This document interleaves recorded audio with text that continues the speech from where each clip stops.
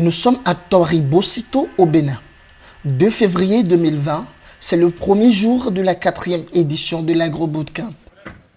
Des participants continuent d'affluer vers ce site qui devra abriter le camp. Durant une semaine, c'est ici que hommes et femmes venus de 11 pays d'Afrique et d'Europe vont s'investir dans les connaissances et pratiques agroécologiques. Ici, la rigueur est de mise. Les campeurs devront se conformer aux règles du camp. Dès les premières heures, ils se mettent au travail.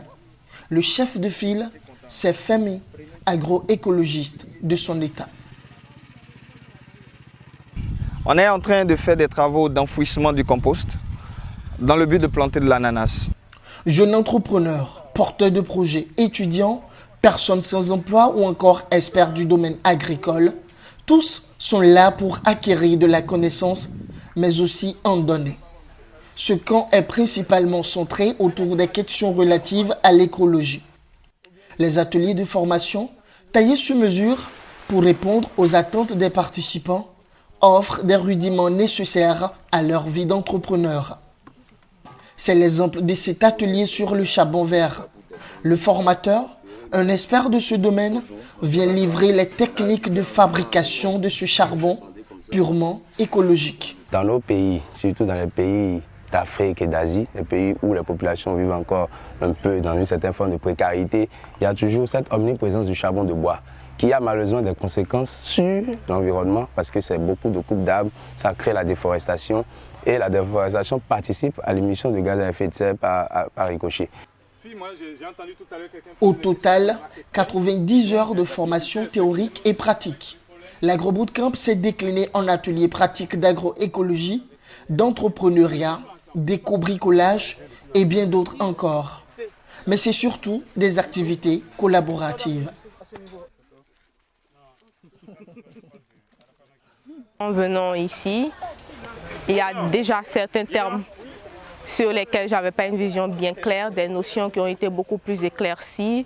On se demandait, l'agroécologie, est-ce qu'on peut faire une agriculture plus responsable de l'environnement tout en faisant en sorte que cette activité-là soit rentable. Et oui, je me suis rendu compte que c'était possible. Le programme est condensé, très riche, et c'est un condensé d'émotions en fait aussi, parce qu'on interagit énormément avec les intervenants, mais aussi avec les participants. C'est des coachs expérimentés, des organisateurs sympathiques, des découvertes, des partenariats, du réseautage. Donc c'est une expérience unique à vivre et à revivre. Une semaine bien remplie en activités, l'Agro-Bootcamp est devenu un espace de mise en connexion pour susciter la prise de conscience dans le rang de la jeunesse vis-à-vis de l'environnement. Nous sommes très contents. Le bilan est positif. D'abord au niveau des participants, on a trouvé une très bonne ambiance.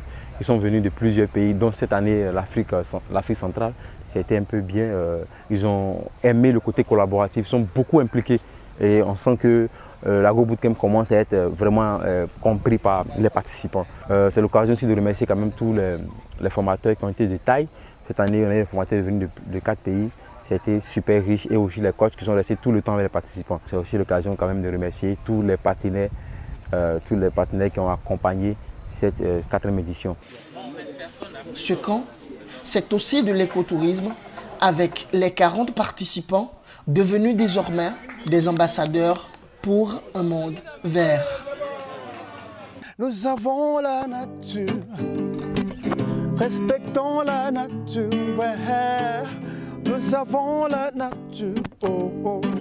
Vivons avec cette nature, ouais. Nous avons la nature, ouais. Protégeons cette nature.